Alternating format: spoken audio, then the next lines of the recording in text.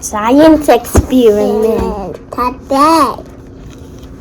You're making glow snow. You need this. I guess I so plucky. A plastic container. We're putting it in the hole. So you're gonna dump it inside here. We're dumping it inside here. Next, we add water. We added water. Look at this. Do you know what it is? So. Wait, can I feel it? Yeah. Can I feel it too? If it feels dry, you add more water. It is a lot of water. Wow!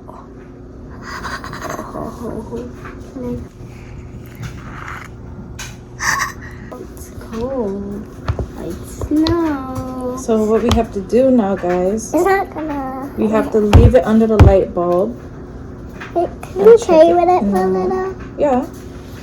Okay. You have to put it underneath the light, sunlight, or a light bulb for 2 hours, and then come back and check.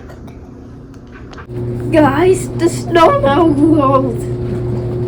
Wait, you can touch it. It's cold.